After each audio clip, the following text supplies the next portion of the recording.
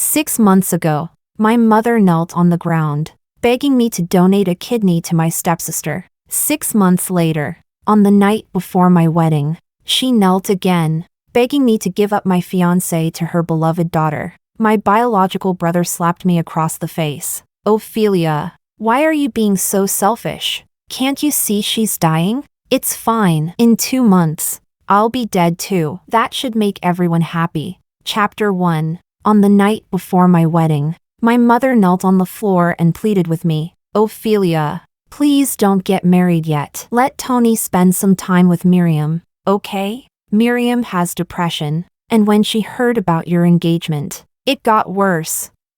Please, I'm begging you. I didn't respond. The next moment, my brother suddenly slapped me hard across the face. He was furious, the veins on his neck bulging with rage. I looked at them with a smile. So, as long as Miriam wants something of mine, I have to give it up. First my kidney, and now even my future husband?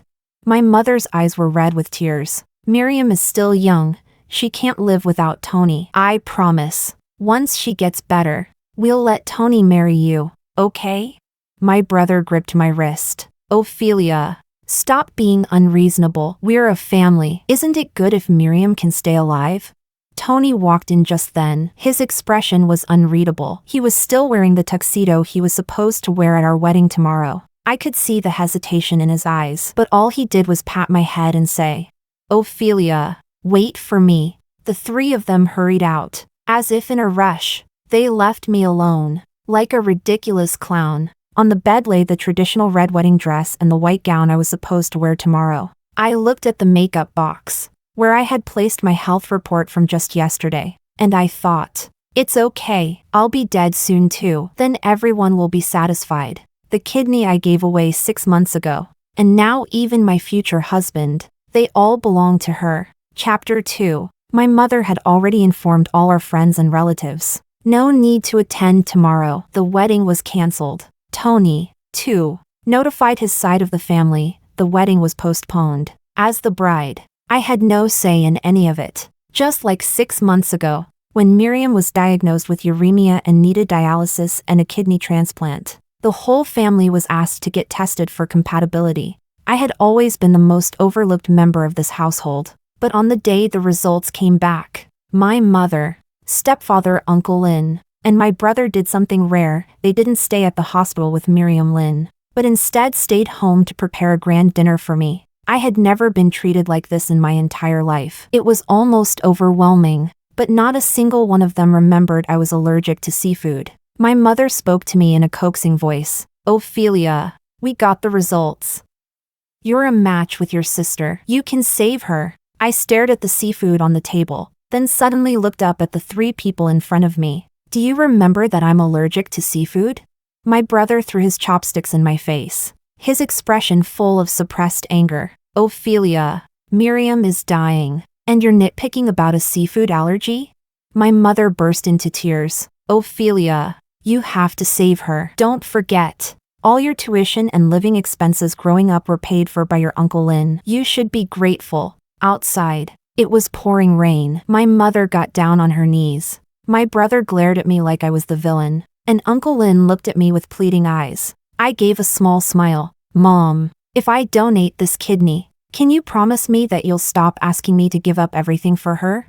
My mom hesitated for a moment, then nodded vigorously. Mom promises. I swear. I agreed. The 3 of them finally sighed in relief, looking at the heavy rain outside. My mother hurried to leave. Miriam Lin is terrified of thunderstorms. She'll be scared without me. I need to go to the hospital. I was left alone in the house, staring at the seafood feast on the table. And suddenly, I remembered, back when my dad was still alive. My mother loved me. My brother cherished me. And the whole family treated me with care. When did everything change? Maybe it was 20 years ago, when my father passed away and my mother remarried Uncle Lin, taking my brother and me with her. Uncle Lin was gentle and kind. His daughter, Miriam, was lively and sweet. Everyone adored her. In contrast, I became withdrawn after my father's death. My quality of life plummeted, and I was no longer the well-behaved child adults liked. Sometimes, watching my brother, mother, Uncle Lin, and Miriam Lin together. They looked more like a real family of 4. I always felt like the unnecessary one. Anything I liked, if Miriam wanted it, Mom would give it to her instead. Even my brother, over time, became more affectionate toward the girl who wasn't even related to him by blood. She would lean against his shoulder like they were close. After school, she'd eagerly hop on the back of his bicycle, completely ignoring me walking behind them, feeling small and awkward. At the time,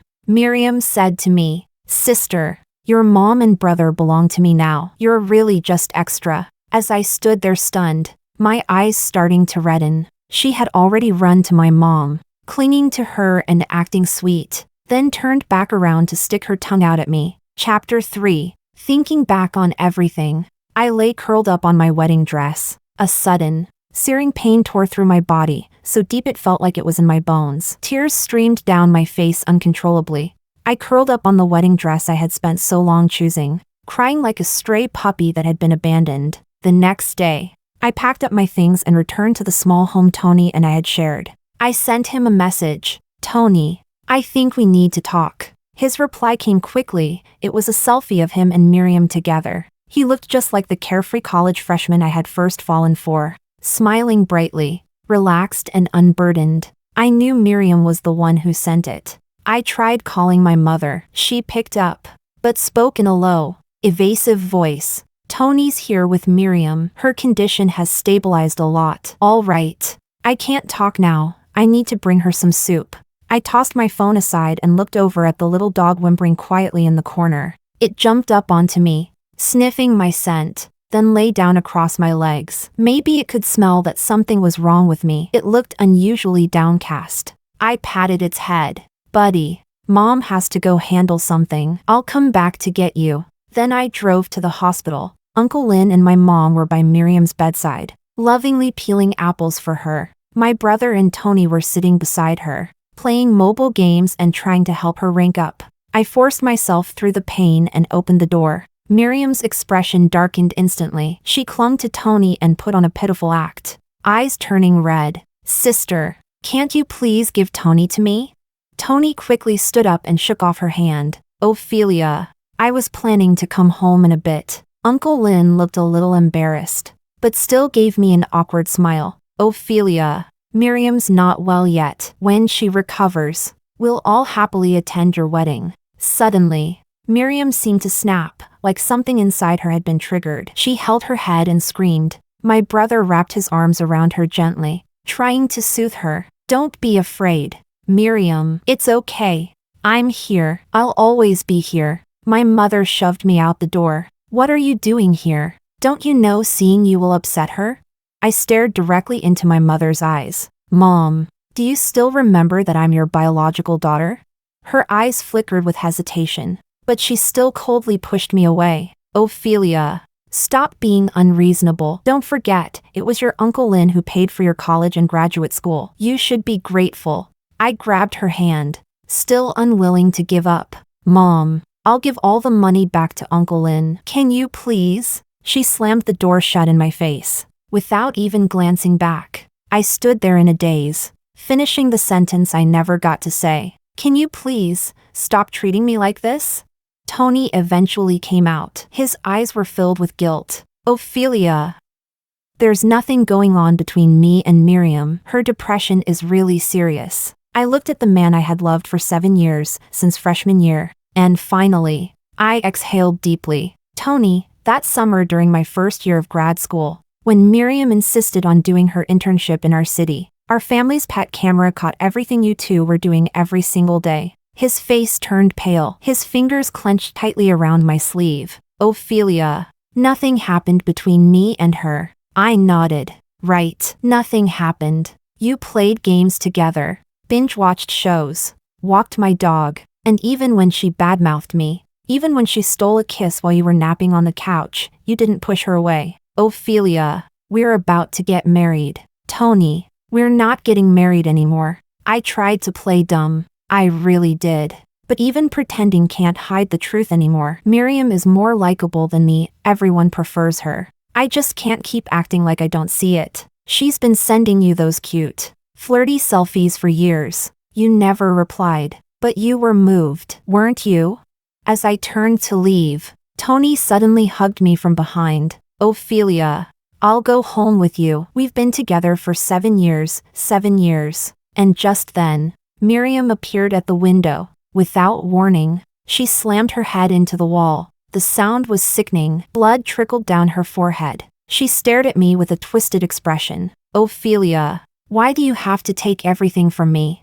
Tony hesitated. He let go of my hand, his gaze avoiding mine. Then he turned and opened the door to go back in. That moment, I knew it was over. Our 7 years of love were gone. I could hear my mother and brother yelling at me again, their voices sharp and ugly, hurling the filthiest insults at me, as if I were some intruder, some parasite destroying their perfect family. My brother cornered me against the wall, eyes burning with rage. Ophelia, can't you just grow up a little? Are you an idiot? Do you have to tear this whole family apart?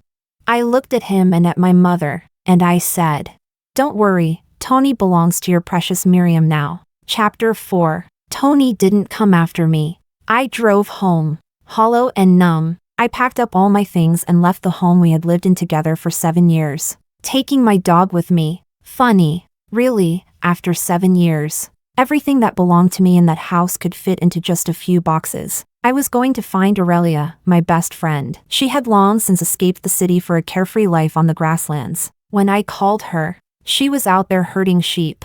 Aurelia, I'm driving to you. I've always said I wanted to see the grasslands. What's wrong, Ophelia? I'm fine. Aurelia, I'm already on the road. I sped down the highway. When Aurelia picked me up at a rest stop, the first thing she did was pull me into a big, tight hug. Ophelia, you've lost so much weight. You're just skin and bones, I told her honestly. Aurelia, I think I'm going to die. Her eyes widened in disbelief. Don't joke like that. That's not funny. But I hugged her tightly. Bone cancer, late stage. I don't have much time left. Aurelia practically shoved me toward the car like she'd gone mad. I'm taking you to a hospital right now. Damn it. I shook my head. Aurelia, I'm tired. I just want to see the grasslands, see your sheep. I don't have the strength to keep fighting. I want to leave, beautifully, with no regrets. I left my car at the rest stop and got into Aurelia's pickup truck. I leaned back in the rear seat, holding my dog, Buddy, in my arms. Tony called. I pulled out the SIM card and threw it out the window. Aurelia asked, Tony, does he know? He doesn't deserve to. What about your mom and your brother? Maybe a long time ago, they stopped being my mom and my brother. They became someone else's. We arrived at her yurt just as dawn broke. The sun slowly rose in the distance, slicing through the darkness with gentle light. It was Buddy's first time seeing such endless open land. He went wild, running and jumping with his tongue hanging out, radiating pure joy. I thought, if I die, leaving Buddy here wouldn't be so bad. He could run free, with nothing to weigh him down. Aurelia lit a cigarette. The smoke curled into the wind and scattered. Her eyes looked a little red. Then she crushed the cigarette under her boot, stomping it hard several times. Damn it, Ophelia. Are you stupid? I didn't know what to say. She pulled me inside the yurt, and with her back to me, she choked out, Ophelia, that bastard Tony promised me he'd take care of you. This is what taking care looks like? I gently tugged on her sleeve. Aurelia, can we not talk about him? Chapter 5. Lying beside Aurelia, I felt her hand gripping mine tightly. Her palm had become a bit rough over the years, but the way she gently rubbed my hand, it gave me the deepest sense of peace. I leaned against her shoulder. Aurelia, am I being weak? I chose to run away. I don't want to see them anymore. You're not weak. Ophelia, you can't wake someone who's pretending to be asleep. Just like you can't fight your way into changing your mom and brother's favoritism. Sometimes, running is the only sane choice. A wave of pain tore through my body again. My face turned pale as I reached into my bag for painkillers. Buddy lay quietly beside me, whimpering softly. When Aurelia helped me take the pills, her hands were shaking. I forced a smile. Aurelia, there's something else I need your help with. My mom always said I cost Uncle Lynn a lot. Tuition, living expenses, college, grad school. Over the years, I managed to save up quite a bit. There's 500,000 yuan in this account. Can you help me transfer it to them? Ophelia, you're my best friend. Even now, at the end of everything, I still have to trouble you. I feel awful. There's 150,000 more in that card. Consider it my final gift to you. Is that okay? Ophelia let out a heavy sigh. Ophelia, you'd be better off using that money to get treatment. I shook my head. Ophelia, I don't have time left. She stopped talking then, just turned her back to me and kept wiping away her tears. I hugged her from behind. Ophelia, I'm sorry. I really am. I've burdened you. You're my best friend. If you think I'm bad luck, I can go die somewhere farther away. Ophelia, you idiot. I have money too. You know? I've got sheep. I've got cattle. I can pay for your treatment. We'll fight this together. Okay? My eyes were red as I gently ran my fingers through her hair. Ophelia, do you know? Right now, even standing upright is painful for me. I want to die beautifully. I don't want chemo. I don't want to lose my hair. And I definitely don't want to die in that city with them. Chapter 6. Ophelia stopped trying to force me to see a doctor. That day, she sat on the grasslands for a long time, clutching my medical report in her hand. Even from inside the yurt, I could hear her crying, loud, unrestrained sobs carried by the wind. She transferred the money from my account to Uncle Lin's. Then, surprisingly, my mom called her. Is Ophelia still being difficult? She asked. She went to you, didn't she? Good. That gives me peace of mind. Just let her know we received the money. It'll be perfect to help pay for Miriam's treatment. Ophelia couldn't hold back the sarcasm. Auntie, if Ophelia were dying, would you stay by her side the way you do for Miriam?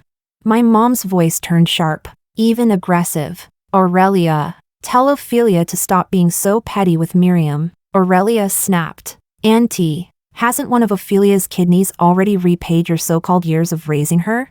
My mother fell silent. She didn't answer. She just hung up. But I knew her too well. She only ever acted like a real mother when she was with Miriam, gentle, loving, full of care. With me, all she ever said was, grow up, or don't fight with your sister. Even when I got accepted into a top university, she barely glanced at my acceptance letter, because Miriam couldn't even get into a third-tier school. She was afraid I'd make Miriam feel bad. But it's fine. I'd long gotten used to it. Ophelia took me on long drives through the grasslands. The green stretched endlessly, soft and vibrant. When the truck stopped, we'd sit in the bed of the pickup. Buddy would run freely around us, tongue out, joy spilling from every jump. I leaned against Aurelia's chest. Ophelia, when I'm gone, scatter my ashes here, okay?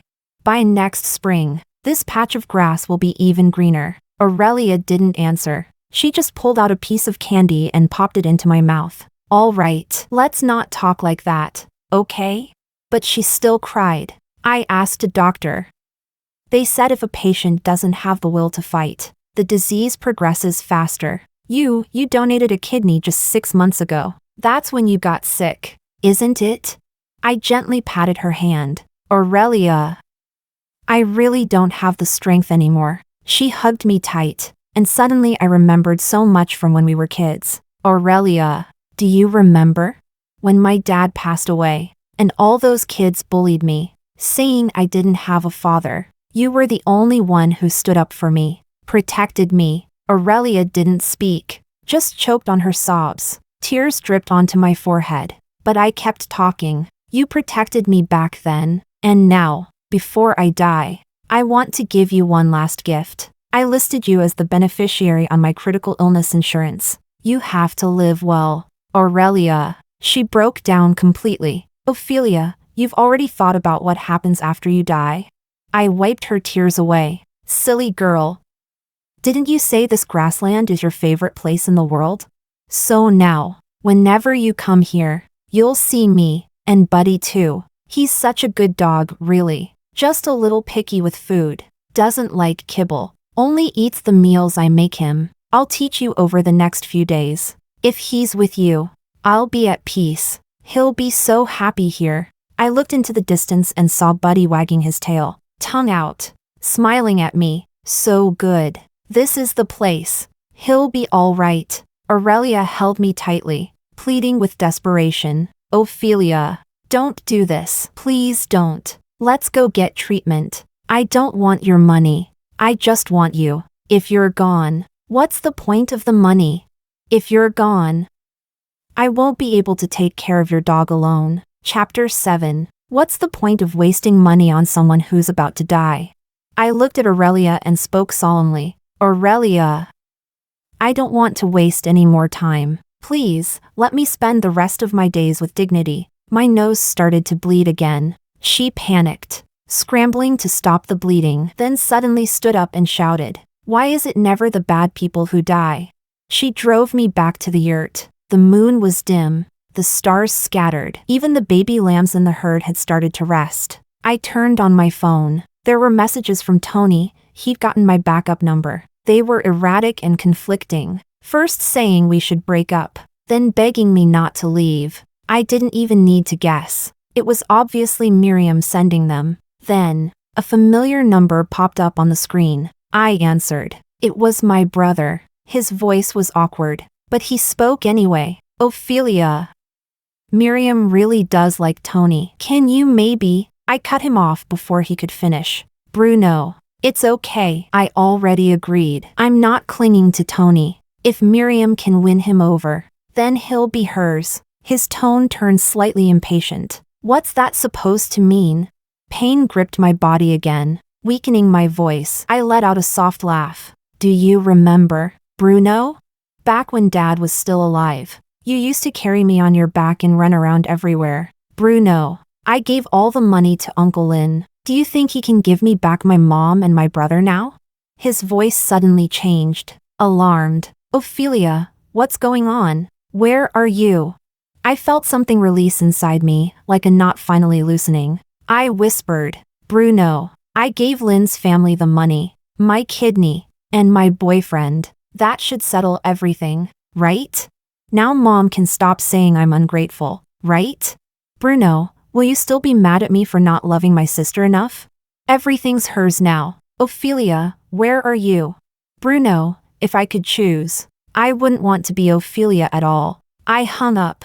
The pain surged through me again. I looked into the distance, where Aurelia was feeding Buddy. No, I couldn't let her worry again. I forced myself to stand, step by step, walking toward them. But in the end, I collapsed. Chapter 8. When I woke up, my vision was already starting to blur. I knew the cancer had metastasized throughout my body. I could feel a cold dampness beneath me. As much as I didn't want to admit it, I had lost control of my bladder. Cancer spreading, no strength, fading eyesight, incontinence. Every last shred of dignity stripped away. When Aurelia came in to change my clothes, she didn't say a word. In less than a month, she had already been worn down to skin and bones because of me. She walked in with a blank expression, Bruno following behind her into the yurt. His eyes were red, and the bruises under them were visible. Clearly, Aurelia had punched him, for me. I stared at him in a daze. I really don't have anything left to give Miriam. Bruno, can you just stop pressuring me? Can't I even die in peace? A man nearly 6'2" suddenly fell to his knees, crying like a child. Tears and snot ran down his face as he crawled closer to the bed. Ophelia, let me take you home, please? Let's go get treatment together. I won't go spend time with anyone else ever again. You're my real sister. How could I? I pushed him away. Bruno, I'm begging you, just stay away from me. He reached out, trying to touch me. I subtly dodged. He looked stunned. Then his eyes turned red again. It hurts, doesn't it? It really hurts, right? Ophelia, please, come home with me. I snapped. All the restraint of the past few weeks shattered into something feral and ugly. I screamed at him like a madwoman. Bruno, I'm dying. Stop pretending to be the good guy now. If I were really your sister, then don't ever show your face again.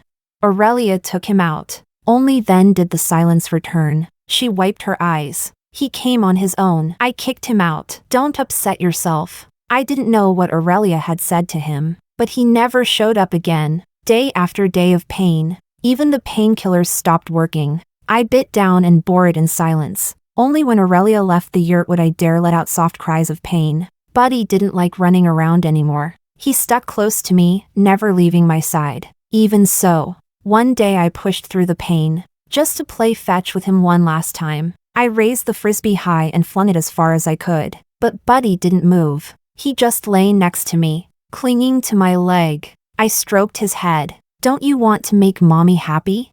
Go on, sweetheart, fetch it. Finally, Buddy ran, but kept turning back every few steps, terrified I might vanish. It's okay, Buddy. One day, you'll learn to run without looking back. I lied to Aurelia, told her the painkillers were working, that I could stand and walk a little now. She believed me, really believed that my body might be recovering. Bruno never came again, but I often found bags of snacks and nutritional supplements left outside the yurt. Even a set of Barbie dolls, the very ones I'd once dreamed of as a child. I remembered it so clearly. Uncle Lin had bought one set, 4 dolls. 2 were supposed to be mine, 2 for Miriam, but Miriam liked all 4. So my mom, without a second thought, moved them all into Miriam's room. She even scolded me in front of Uncle Lin. Do you know how hard your Uncle Lin works to pay for your school? And you still want to play with dolls? If you want something, earn your own money someday. Don't fight with Miriam over things like this.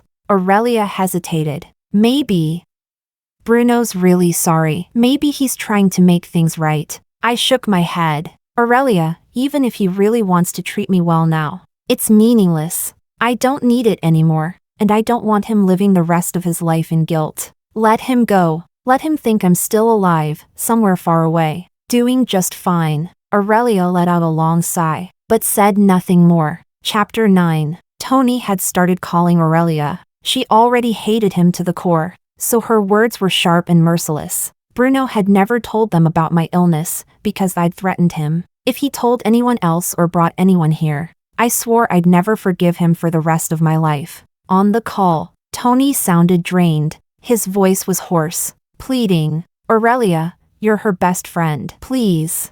I'm begging you, tell me where she is. Aurelia let out a cold laugh. Oh, what's wrong? Miriam not clinging to you anymore?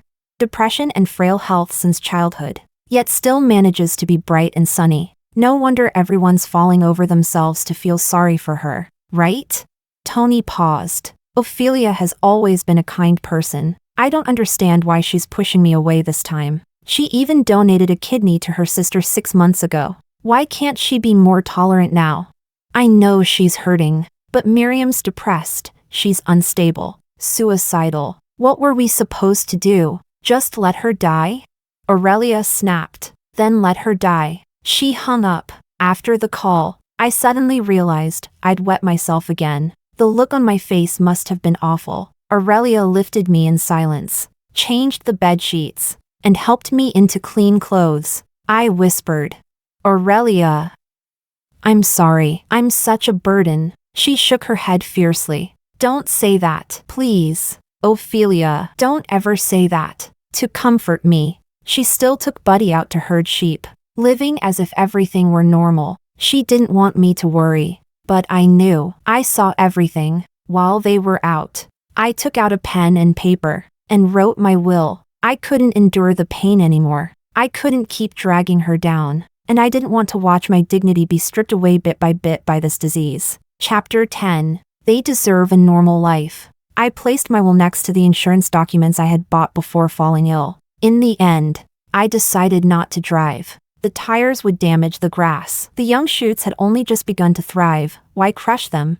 I chose a horse, saddled it up, took the GPS I had long prepared, and set off for the mother river, the Ergun River. In my whole life, I had never felt a mother's love. So let me be selfish. Just this once. Let me die in the arms of a mother, this river. I rode the horse, swaying with each step. Faster. I had to go faster. Once Aurelia found out, she'd definitely come with Buddy to find me. I stood at the riverbank, watching the rushing waters, and jumped in. The water surged into my nose. I didn't struggle. I sank slowly to the bottom, and I knew, this time, I was finally free. Chapter 11, Aurelia Extra. When Aurelia returned to the yurt, she realized that Ophelia was nowhere to be found. The neatly made bed and the spotless floor made her panic a little. Only then did her eyes fall on a stack of papers placed on the pillow. It was her will, along with the insurance documents she had mentioned before.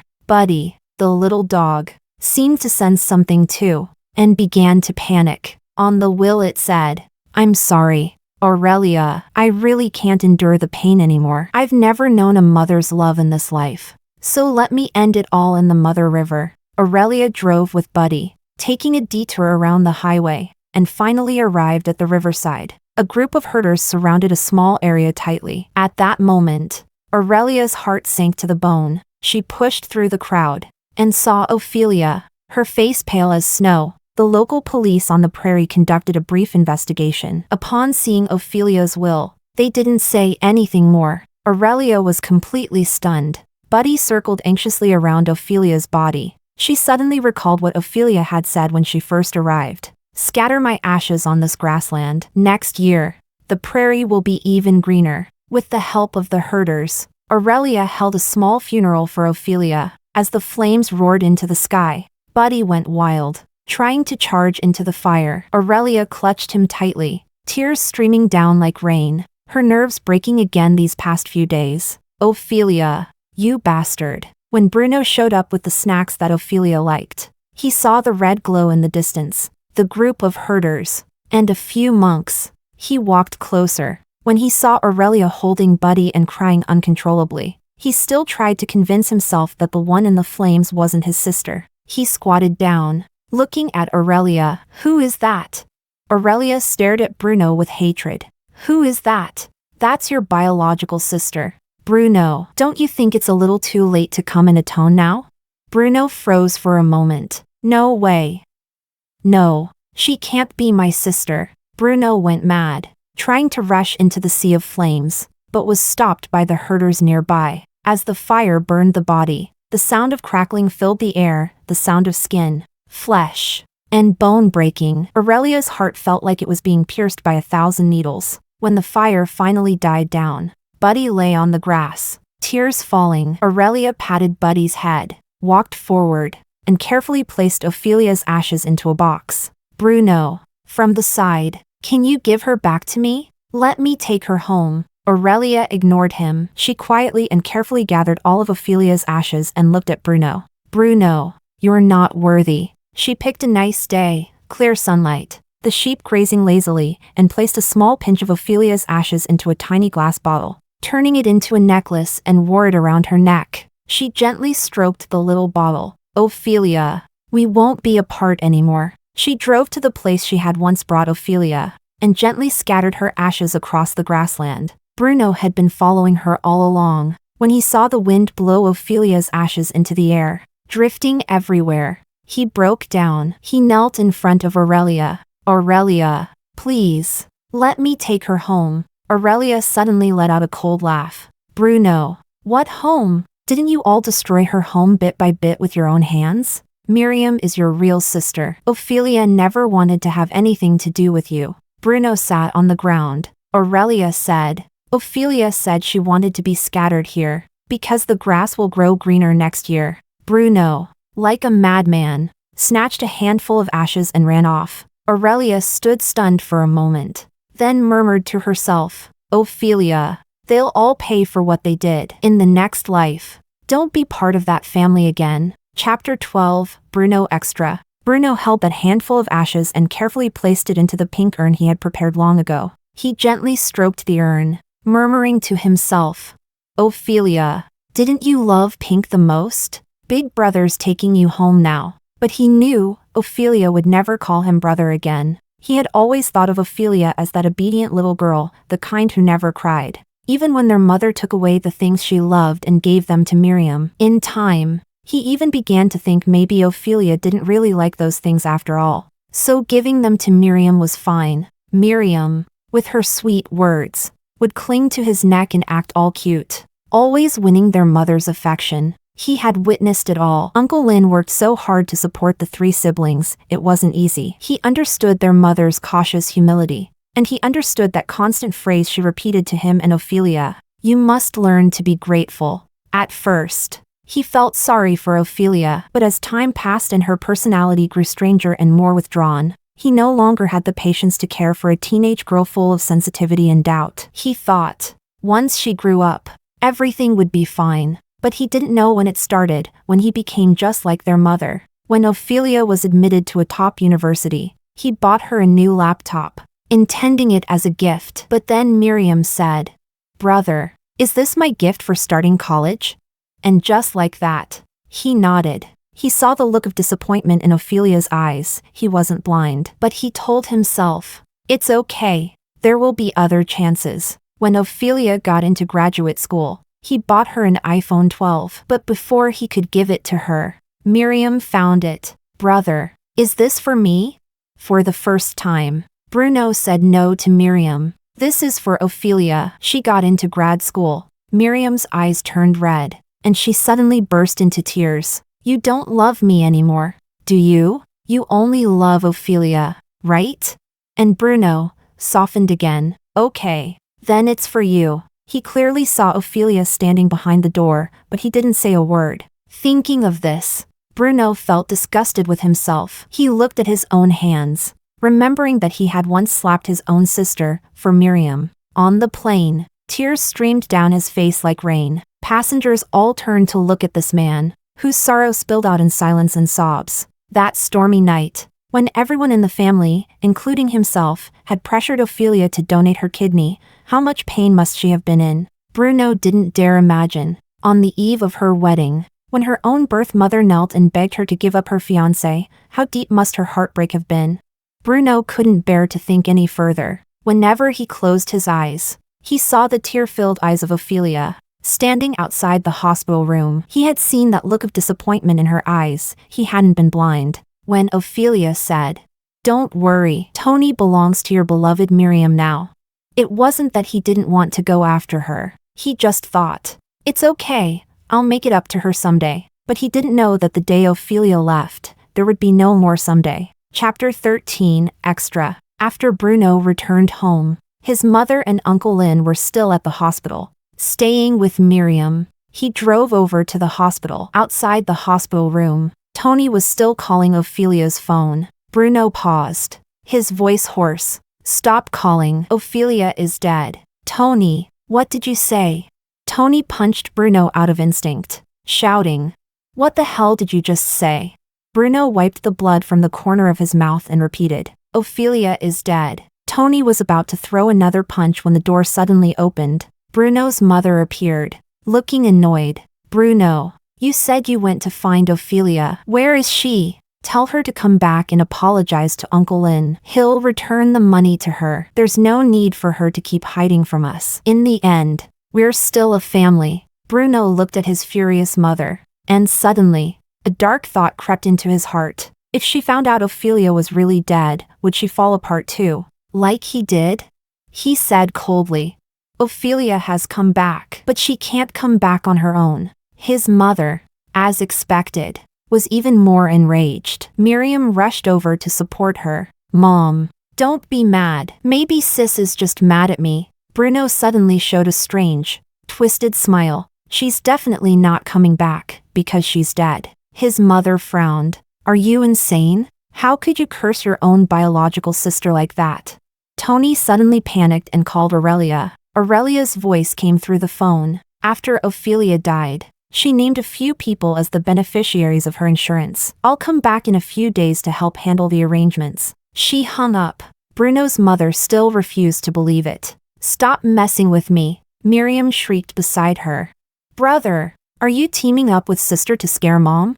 Bruno's gaze landed on Miriam's face. He stared at her expressionlessly. "Miriam, you better take good care of yourself. You're carrying one of Ophelia's kidneys inside you. Don't forget that." Bruno had only come to deliver the news of Ophelia's death. Though their mother remained skeptical, she still followed him home. But when she saw the pink urn, she suddenly muttered to herself, "How could this happen? Ophelia was always such a good girl. So obedient. She was always healthy too. She passed all the checkups before donating her kidney.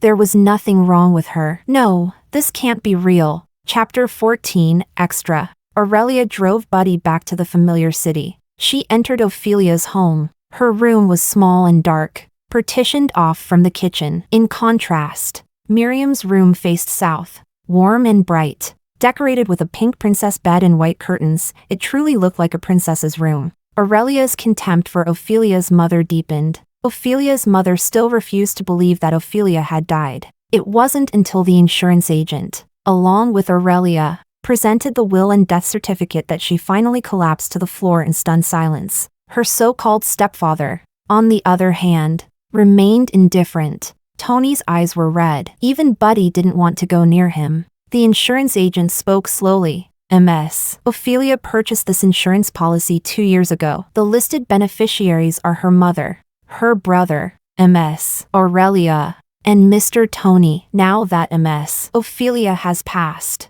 the compensation will be distributed to each of you according to the policy. When Ophelia's mother read the will, she broke down in tears. Despite its brevity, every word in the will struck like a blade. Not a single line mentioned her or Bruno. Before Aurelia left, Tony asked her to leave the will with him. Aurelia agreed. If reading it every day could make them suffer the same gut-wrenching pain Ophelia endured before her death, then perhaps her death wouldn't be entirely in vain. After taking care of everything, Aurelia brought Buddy back to the grasslands. One day, while playing frisbee with Buddy, she suddenly remembered those days, Ophelia crouching beside the yurt, teaching Buddy again and again not to look back. She finally couldn't hold it in anymore and let out a heart-wrenching cry. Ophelia, you told everyone not to look back at you, not to think of you. But how could we not think of you?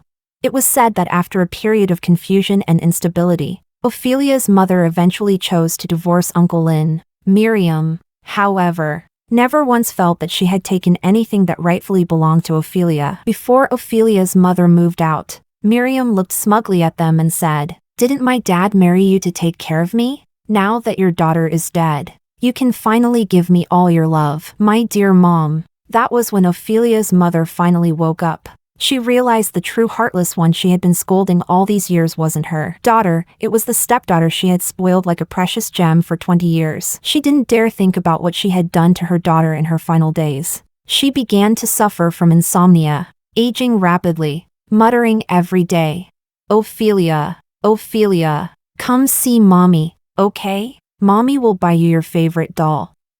I'll decorate your room like a princess's, all right?" Tony disappeared into the countryside to teach in a rural school, vanishing from sight. Bruno became a doctor at a top-tier hospital. Every day, he kept a close watch on Miriam, until one day Miriam snapped, "You're not my brother anymore. Why are you still following me?" Bruno stared at her coldly, "Because inside your body is still one of my sister's kidneys." But all this repentance, it came far too late. Far, far too late. Chapter 15. Dear Aurelia, I'm sorry. Even in my final days, I ended up burdening you for over a month. I couldn't bear to watch my dignity get devoured by illness, nor did I want you drowning in endless laundry, cleaning soiled sheets and pants every day. You went to the grasslands because you longed for freedom, and yet, I selfishly chose to go to you. At first, I wanted to die far away, alone. But just before I left, I saw the grasslands, I saw the mother river, and I thought of you. In this life, I've never known the warmth of a family, never felt a mother's love or a brother's protection. But somehow, I ended up with the rarest thing in the world, a true and precious friendship. I've named you as the beneficiary of my insurance policy. And there's also a bank card I've left behind. It's all for you. Because there are still a few things I need to ask of you. Buddy, my little dog, has been with me for 4 years. I saw him once while passing a pet shop. He was jumping in the window, trying so hard to catch my attention. The owner told me he wasn't a desirable breed, and he was selling for half price. So I brought him home. He kept me company for a long time. He's such a good boy, never destroyed anything in the house. He's just greedy with food. He doesn't like dog kibble, only the homemade meals I prepared for him. Now, I entrust him to you. The recipe for his food is written on another note. Please take good care of him. The grasslands are wild and open, he'll be truly free there. And Aurelia, Please don't grieve for me. Don't let sadness take root in your heart because of me. Also, if Tony comes to see you, please tell him we never got a marriage certificate. He's still a completely free man. Don't let guilt or moral weight keep him from pursuing a different path in life. Even though I was seriously ill, I still selfishly wanted to have a wedding with him. But life is full of imperfections, and yet, I hold no regrets. Ophelia, please live freely for me. Don't cry for me. Perhaps the waters of the Mother River are warm. In the next life, I hope I'll never cross paths with the family I had in this one. I hope to be born into a home where I'm loved by my parents and protected by a real brother. Ophelia, please, don't cry. Story 2.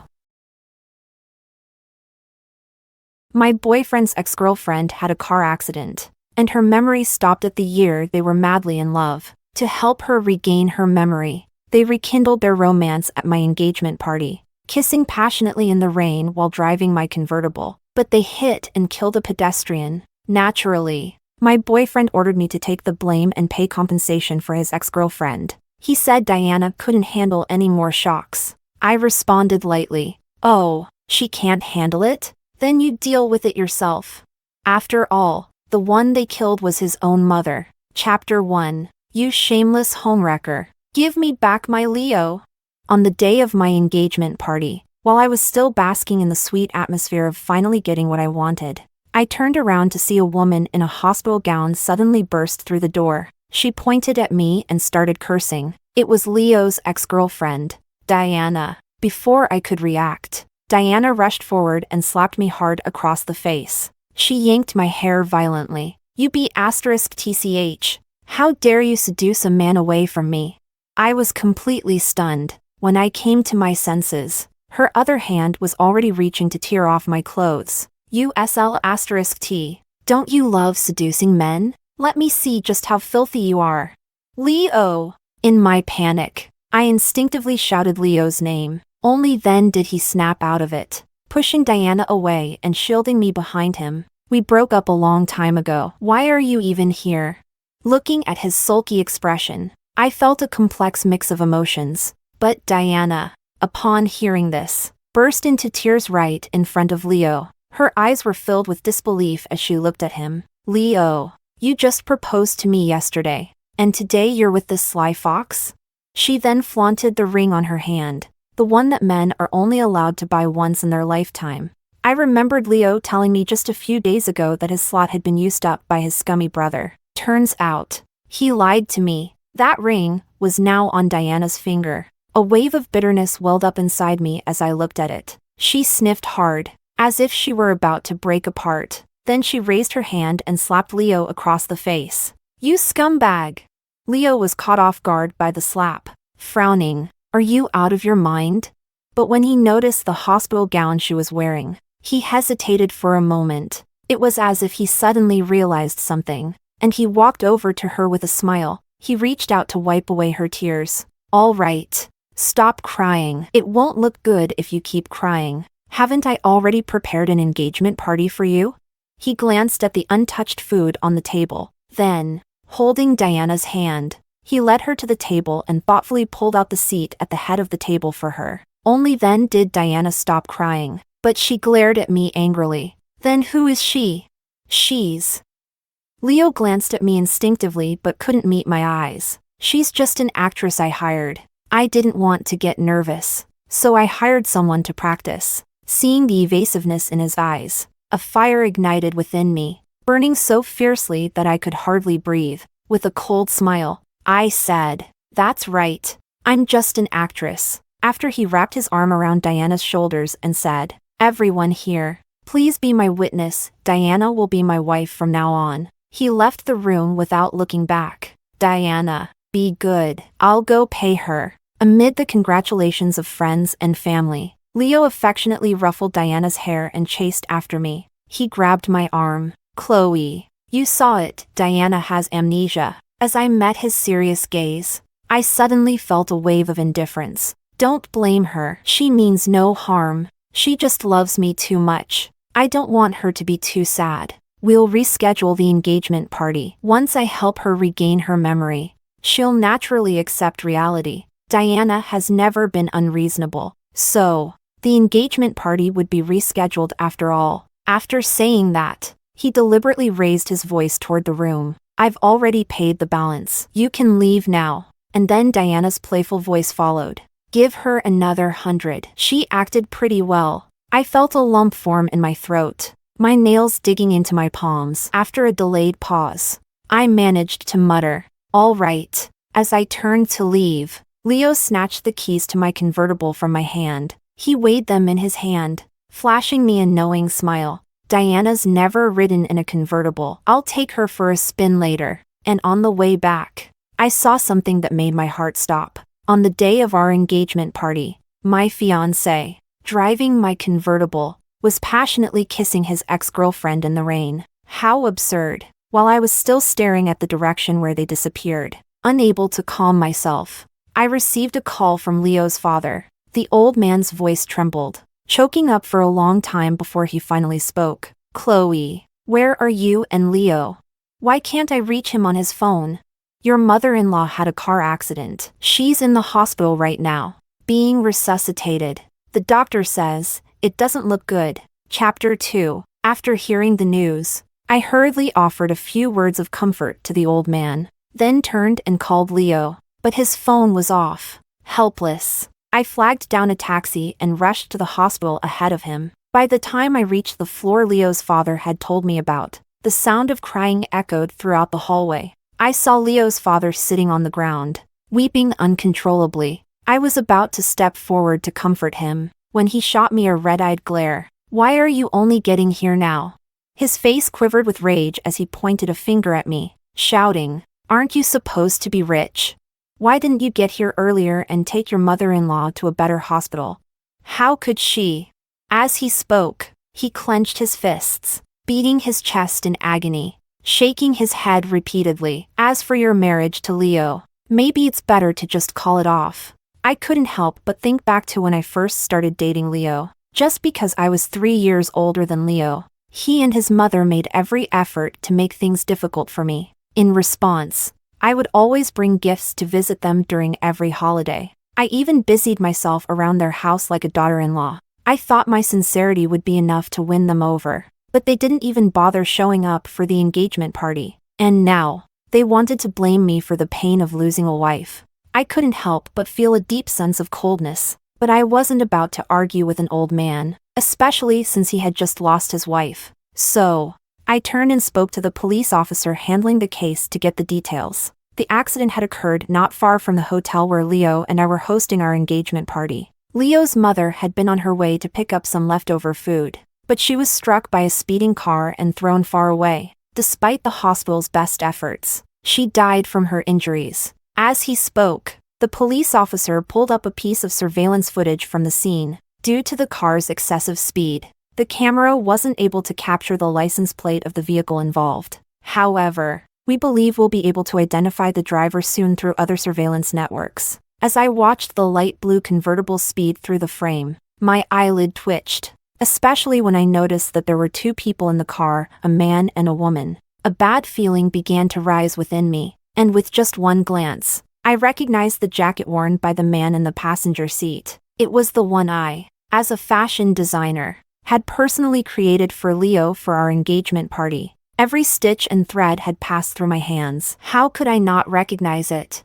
Even so, I convinced myself that I must have been seeing things. After all, to my knowledge, Diana had never managed to get her driver's license. She's a fool. She's failed the test at least 10 times. When Leo said this, he probably didn't even realize that a flicker of nostalgia had flashed in his eyes. It upset me so much that I sulked for an entire day. It wasn't until he snuck off to buy me a huge bouquet of Ecuadorian roses that I finally forgave him and let him back into the room, collecting my thoughts. Just as I was thinking that even Leo wouldn't be foolish enough to let Diana drive now, I got a call from Leo. His voice was more panicked than I'd ever heard. Chloe, something happened with me and Diana. It seems like we hit someone and died. Chapter 3. Just as Leo finished speaking, I heard Diana's sobs coming through the phone. Dear, I think I really killed someone. What should we do? Should we go back and check?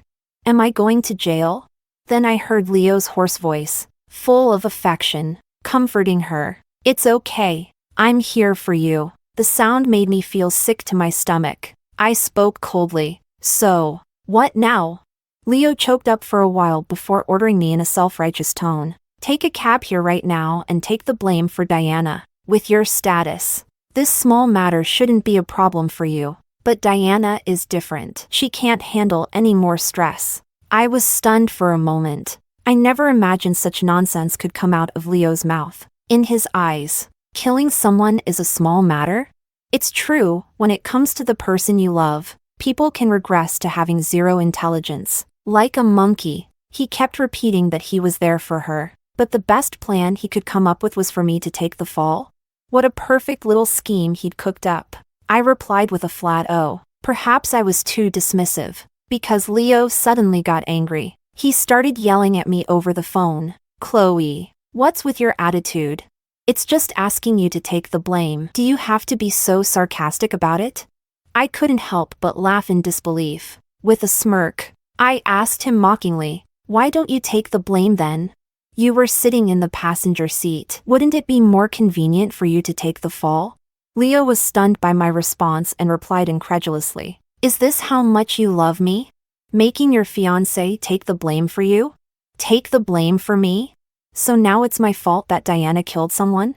I really have no idea how blind I must have been to fall for a man like him. I was so furious I snapped back at him instinctively. "Do you even know who you killed? It was your mother." To my shock, Leo actually laughed. "How did I not see you were this kind of person before? Selfish and inconsiderate. And now you're even cursing my mom. I think I need to seriously reconsider our relationship." Whatever. I barely held back from screaming at him in the hospital and quickly hung up. I turned and was about to leave the hospital. But Leo's father grabbed me from behind. "Leaving so soon? Even though you and Leo are done, you were together once. You still have to pay the compensation and funeral costs for my wife. And we're going to pick the most expensive cemetery. Your mother-in-law isn't used to cheap graves. The urn has to be made of golden enamel wood. As for the compensation," I cut him off with a smile. "Go ahead. How much do you think would be appropriate? 3 million? No, 5 million. He immediately held up 5 fingers. "And that's me being generous. I haven't even counted my son's breakup fee." Just as he finished, I turned to the police officer who was standing nearby with a frown. "Officer, in this situation, can I file extortion charges?" Seeing the officer nod and start walking toward us, Leo's father released me, giving me a hard shove. "It's my son's bad luck for falling for such a heartless ingrate. Get lost. Don't dirty my sight anymore." The officer glanced at me, smirking. "You should avoid marrying into a family like this." "Thanks for the concern." I nodded politely. "We're already breaking up." I sent a message to Leo that I had already written out, but I hadn't expected that just as I reached the stairwell, I ran straight into the two of them, Leo and Diana, arriving late and looking frantic. Chapter 4. Dear, I'm so scared. Diana, pale-faced, clung to Leo. Leo, his fingers trembling, kept reassuring her. "Don't be scared. We're just here to check. What if the person isn't dead? At most, we'll just pay for the medical bills. It's just medical expenses. Chloe can afford it. Besides, no one knows we're the ones who hit them. We'll just say we were passing by and decided to help." Hearing that, I couldn't help but laugh. So this is what they mean by being generous with someone else's money. Leo froze when he caught sight of me. "Chloe, what are you doing here? You actually had the nerve to follow me to the hospital?" He suspiciously peeked around, looking behind me. Then, with a confused expression, he asked, "Dad, why are you at the hospital too?" But before his father could respond, Leo noticed the police officers in the distance, and his face turned ashen. Diana also shrieked in panic. "Why are the police here? Could it be that they already know about us?" Before she could finish her sentence, Leo quickly covered her mouth with his hand. He shot me a vicious glare. "Stop following me. If you're not here to take the blame for Diana, don't expect to see me again." I shrugged indifferently and pointed behind me, kindly reminding him, "Aren't you going to see your mom one last time?"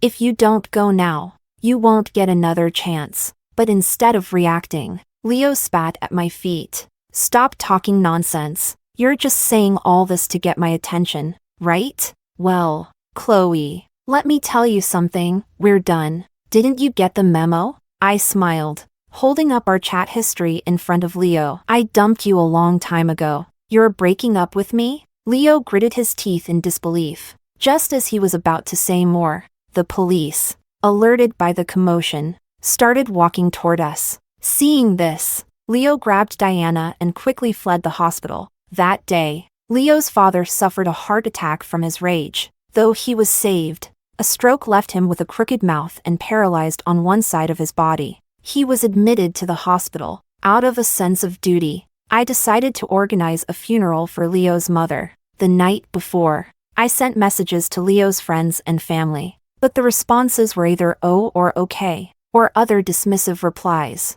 Leo's best friend, Margot, even took the opportunity to lecture me. Sis-in-law, no offense, but taking it out on Leo's family isn't right. Clearly, Leo had already told everyone to disregard the funeral, but it didn't matter to me anymore. Whether Leo's mother's funeral was grand or not wasn't my concern. As long as my conscience was clear, that was enough. When the time came to view the body, only Marco showed up, and I wasn't surprised. But as soon as he saw Leo's mother's body, his eyes widened in shock. What? What's going on here? Didn't Leo say you were just mad at him? Immediately, he began contacting friends. Soon, the funeral hall was packed with people, but Leo was still nowhere to be found. After calling Leo 14 times, he finally answered with an irritated tone. Hello, Marco. Why are you calling so much? What's going on? Through the phone, I could hear Diana's heavy breathing. I couldn't help but think that these two were still like fire and gasoline, even at a time like this. With a sneer, I said, Leo, just a kind reminder, your mom is being cremated today. If you don't show up soon, you'll miss it. To my surprise, Leo immediately flew into a rage when he heard my voice. Great. Marco, I thought you were my brother, but you went to help her? Keep it up, and don't expect me to call you a brother anymore. It's not sis-in-law, it's ex-girlfriend. I corrected him. Chloe, I'm warning you one last time. If you keep spouting nonsense, I'll make sure you regret it. And if you're not coming to take the fall for Diana, don't bother me again. With that, he made a point to push Diana, making sure I could hear her giggling. Then he hung up. Once again, Leo had managed to lower my already low opinion of him. Chapter 5. That night, after organizing the funeral, I returned home completely exhausted. But when I opened the door to the villa, I saw Diana wearing my pajamas. Her eyes were full of mockery and pity. Oh, Chloe, you're back? I've heard all about your story with Leo. Thank you for taking care of him during this time. I ignored her and glared at the slippers on her feet. My favorite limited edition pair, now crooked and mistreated by her. Anger boiled up inside me. Just as I was about to say something, she caught sight of the urn I was holding and suddenly screamed, Chloe, what is that in your arms? You scared me. Leo, hearing the noise, poked his head out of the kitchen. When he saw me, his face instantly darkened, and he stormed over, spatula in hand. Before I could react, he smacked the urn out of my hands. Chloe, you never stop, do you? You know Diana can't handle any stress, and you pull something like this. Who said you could come back? Get out! I stared blankly at the ashes scattered on the floor. Then I looked up and laughed. This is my house. If anyone's leaving, it's you two. Sensing the tension rising, Diana stepped in, pretending to play peacemaker. Chloe, don't be angry. You must be misunderstanding. There's really nothing going on between Leo and me. He's just been kindly helping me regain my memory, and I've remembered a lot. I won't get in the way of your relationship. Did she really take me for a fool? Finding memories in bed, and yet she still had the nerve to claim there was nothing between them? I couldn't take it anymore and slapped Diana across the face, but it didn't feel like enough. As I raised my hand to slap her again, Leo grabbed my wrist and shoved me aside. Chloe! Who gave you the right to hit Diana? Apologize to her right now. Apologize? I turned my gaze to Diana, who looked smug, and curled my lips into a smile. Sure, I'll apologize right now. With that, I pulled out my phone and dialed the police. Hello, police? I'd like to report a crime. Leo immediately snatched the phone from me and hung up. Chloe, don't think these tricks are going to work on me. He tossed the phone back to me and started to drag Diana upstairs to the guest room, but I called out to stop him. Where's my car? Leo froze mid-step. You're so annoying. Judging by how comfortably they had come back, they must have already taken care of my car in secret. Raising an eyebrow with interest, I asked, no car? Then pay me for it. Chloe, don't push it. It's just a worthless car. Why should I pay you? Then get out of my house, and don't ever let me see you again, I said coldly, or I won't hesitate to call the police again. Leo was about to say something but swallowed his words at the mention of the police. Fine, we'll go. Who cares? Chloe, this time you're the one kicking me out, so don't come begging for me later. Diana, hearing this, stood up in a panic. I'll go change my clothes then. Don't bother, I sneered, giving her a disdainful glance. Keep the pajamas and the slippers. I don't want them anymore. They disgust me. Now take your things and get out. As they headed for the door, Leo couldn't resist throwing one last threat. Chloe, this time we're really done. I shrugged indifferently. Take care. Oh, by the way, the urn you knocked over? That was your mother's ashes. I stepped forward, shaking my head in mock pity and patted him on the shoulder. What a shame. You don't have a mother anymore. Chapter 6. Shut the hell up. Just as Leo stepped out of the villa, Marco walked into the yard. Sis-in-law, I'm here to pick up Auntie's ashes. I got in touch with the cemetery manager. After saying this, he noticed Leo holding Diana's hand. His expression soured, like he had just swallowed a fly. Ignoring the two of them, Marco walked straight up to me, smiling warmly. Sis-in-law, where are Auntie's ashes? Instinctively, I glanced at Leo. Leo frowned and grabbed Marco, pulling him aside. Marco? Didn't I tell you? If you keep siding with her and trying to fool me, we're not brothers anymore. Who the hell wants to be your brother? You didn't even attend your own mother's funeral. Being your brother has been the worst luck I've had in my lifetimes. If it weren't for how good Auntie was to me, I wouldn't bother with your family's mess. Leo's smile froze on his face. Did she pay you? You're putting on quite the performance. If something really happened to my mom, don't you think my dad would have told me? Do you want an Oscar for this?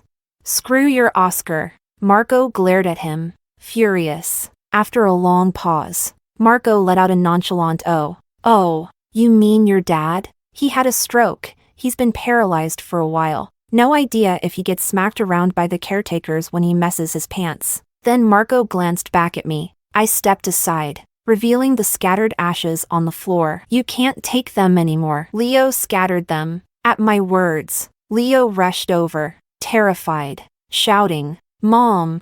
He reached out to gather the ashes, but a gust of wind blew them all away. No!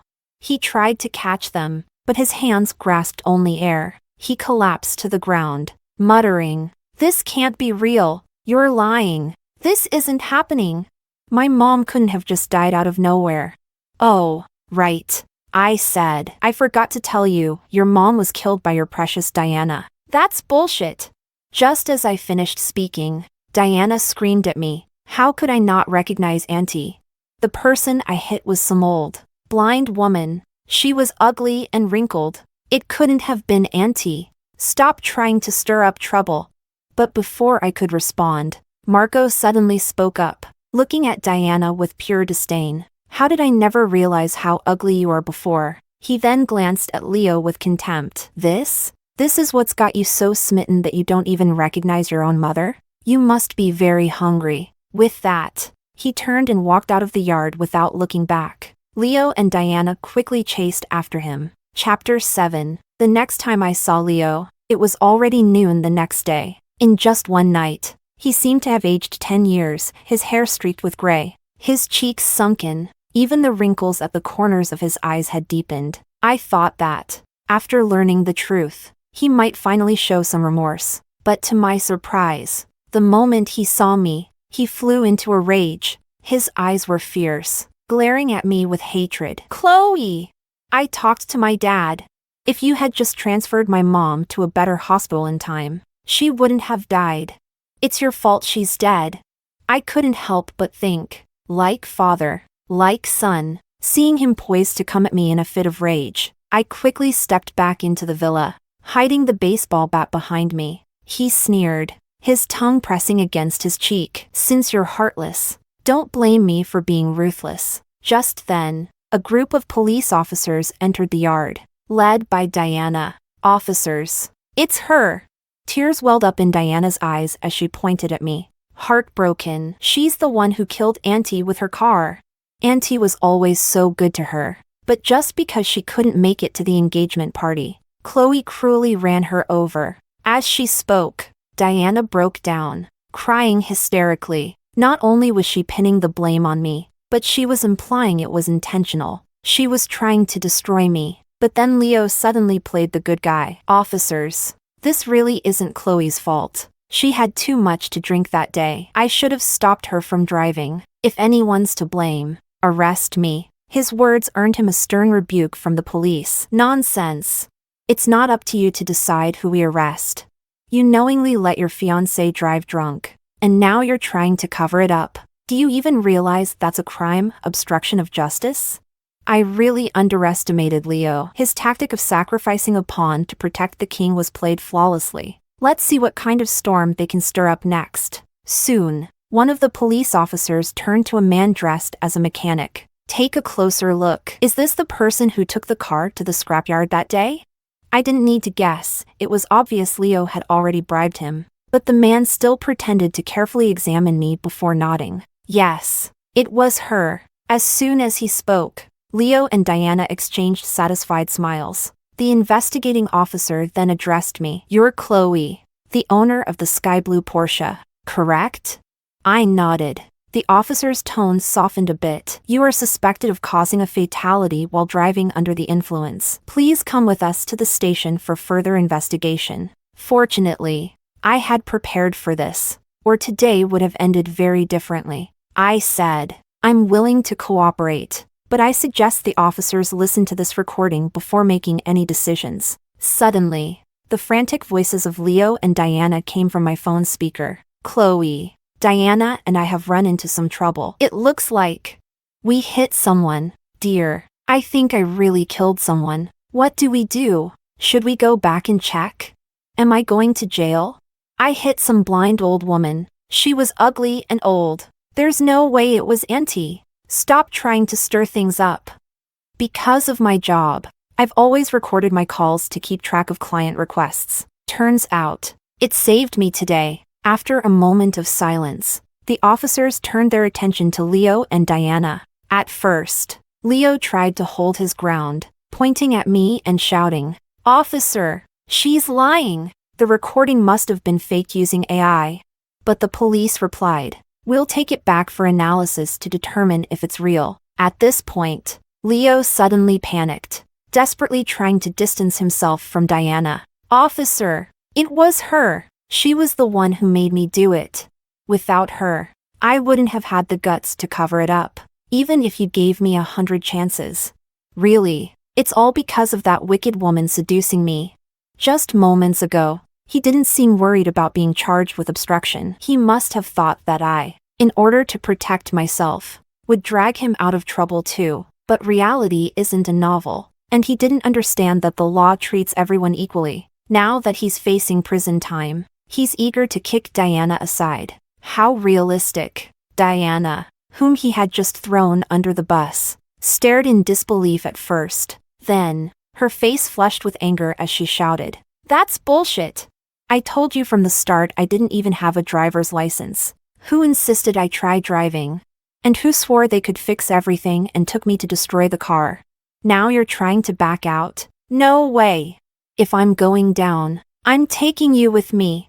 With that, Diana raised her hand like a schoolchild tattling to a teacher. Officer, I was the one driving that day. It was him who pressured me to do it. And he's the one who made me run after the accident. It was his idea to get Chloe to take the blame. He's also the one who drove me to destroy the car. After finishing her rant, Diana shot Leo a smug glare. Chapter 8. Leo was left speechless, and he turned to look at me. Then, he collapsed at my feet, sobbing uncontrollably. Chloe, I know I was wrong. I was terrible before. I wasn't even human. I failed you and your sincere love. Please, give me another chance. Let's start over. This time, I'll give you my whole heart. I don't want to go to jail. Oh, so, that's what he was really worried about, not going to jail. Seeing me frown, Leo seemed to find a glimmer of hope. He wiped his tears and forced a smile at me. I knew you'd have a way, right? As long as you're willing to spend the money to get me out. We won't need to buy a new villa after we get married. We'll just live in this old house. I don't mind. I couldn't help but laugh. What? Is he really trying to play the role of someone who refuses to suffer even the slightest inconvenience? Even the nearby police officers shook their heads in disbelief. Leo kept rambling. You won't even have to take care of my dad. Just put him in a fancy nursing home for a few grand a month and... Before he could finish, I raised my hand and gestured for him to stop talking, smiling with amusement. I said, "What's this? You've read too many novels? Do you think I'm some all-powerful CEO who can fix everything? Did you really not understand the simple fact that the law catches up to everyone eventually? Did all those years of education go to waste?" Perfect. I clicked my tongue. You can go in and take some extra courses now. Originally, as a family member of the victim, Leo could have submitted a letter of forgiveness, allowing the court to reduce Diana's sentence. However, since he committed the crime of obstruction of justice, he lost that right. In the end, Diana was sentenced to 6 years in prison for manslaughter. Leo, due to the seriousness of his obstruction charge, was sentenced to 4 years in prison. In court, Diana laughed loudly, mockingly staring at Leo. Leo, enraged, ignored the bailiff's attempts to restrain him and got into a brawl with Diana. Leo deafened her in one ear. In turn, Diana blinded Leo in one eye. Both were given an additional 3 years for contempt of court and intentional harm. As for Leo's father, upon hearing the news, he suffered a cerebral hemorrhage and became a half-dead vegetable. Chapter 9. I walked out of the courthouse. The evening sun shone into my eyes. A gentle breeze brushed against my face. Suddenly, I remembered my parents, who died in a car accident when I was young. Before they passed, they told me one last thing: life must go on, and people must keep moving forward. I'm sure their spirits are watching over me. With that, I took my first step forward.